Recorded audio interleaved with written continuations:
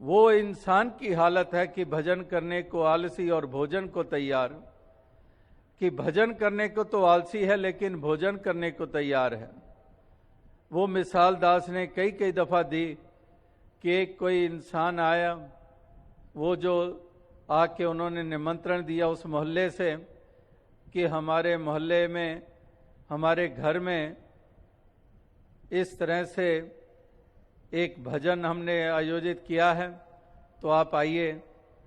तो पति पत्नी कहने लगे, नहीं जी हमारे पास तो समय नहीं है, क्योंकि पति पत्नी ने पहले ही सोचा था कि आज थोड़ी आउटिंग करते हैं, कहीं पर बाहर खाना खाते हैं। कितने ही दिन हो गए घर का वही खाना, वही सब्जियां, थोड़ा जायका बदलते हैं, कहीं बाहर जाकर खाते हैं।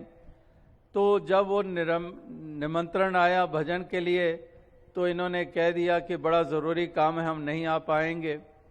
वो इंसान वापस लौटते हुए कह गया, चलो मेरी ऐसी श्रद्धा थी, चाहत थी, आप आइए हमारे घर में, चलो आपको ज़रूरी काम होगा, कोई बात नहीं। अब क्या होता है कि 20 मिनट के बाद एक और इंसान आता है और वो आकर कहता है, जी मैं निमंत्रण देने आया हूँ आपको। किस चीज़ का निमंत्रण? कहता है कि हमारे घर आज भोजन है।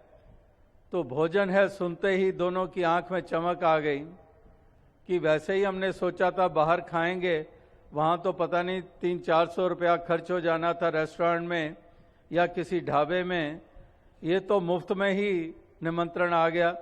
हमारा मतलब तो यही था कि जायका बदलें, कुछ चेंज हो, तो ये तो फ्री में ही हमें मिलने जा रहा है। तो एकदम से कहते, क्यों ना आएंगे, आप इतने श्रद्धा से बुलाने आए हैं, हम क्यों ना आएंगे।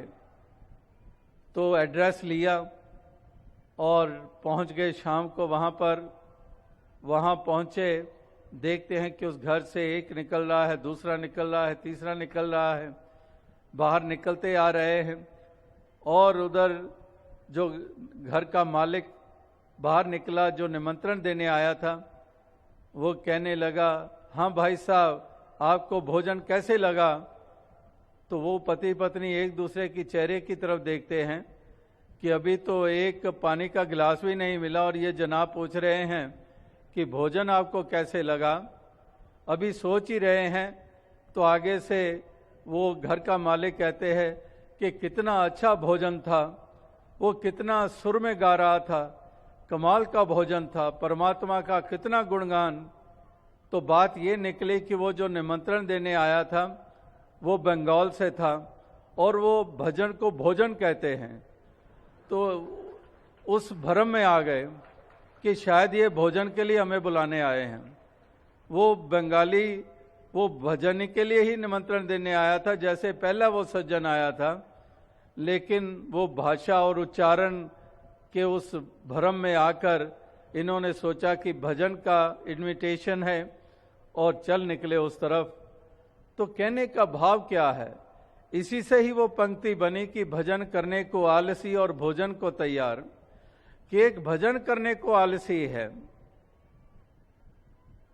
और भोजन को तैयार, यानी कि दुनियावी सिलसिलों की तरफ तो हमेशा तैयार है। बुरे काम को उठ खलोया, नाम की बेला पै पै सोया, कि बुरे काम के लिए तो हमेशा उत्साहित है और वो शिक्षा झट से धारण कर लेता है। लेकिन वो कुछ सीखता और अपनाता है जो डूबने का कारण बनता है। और महापुरुष कह रहे हैं कि वो कदम उठा जिन कदमों को उठाने से तेरा म्यार ऊंचा हो जाएगा और तेरा लोक और परलोक सवर जाएगा। इथे मिलन वड्याइयां दरगे मोक्ष द्वार, ये तेरे हिस्से में आ जाएगा। तो इस प्रकार से ये महापुरुष संतजन भक्तजन ये संदेश, ये पैगाम ये देते चले जा रहे हैं, ताकि हम इस तरह से अपनी अवस्था को हम बनाते चले जाएं और जो बाकी सिलसिले हैं, ये दुनियावी सिलसिले जो हैं, इनको हम उतना ही दर्जा दें जिसको गुजरान माना गया है, इससे अधिक नहीं। तो महापुरुष संत जनों की वाणी वो यही पुकार पुकार कर कह रही है। तो आज भी आप सभी महापुरुष संतजन इस संत समागम के अवसर पर उपस्थित हुए हैं, यही संदेश लेकर, यही पैगाम लेकर कि हम भी अपने जीवन में ऐसा एक बदलाव लाएं, एक ऐसी अपने जीवन में क्रांति हम लाएं, ऐसी क्रांति कि हम एक सही इंसान बन पाएं, देवता बन पाएं और हम अपने मंजिल को पा लें, अज्ञानता को दूर करके उजाला करके।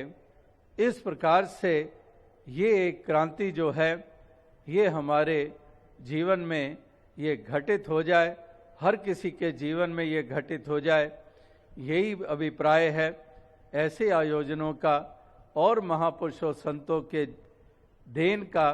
यही अभिप्राय, उनके पैगामों का यही उद्देश्य कि इंसान के जहन में ये बात बैठ जाए और इंसान को ये जागृति ये मिल पाए।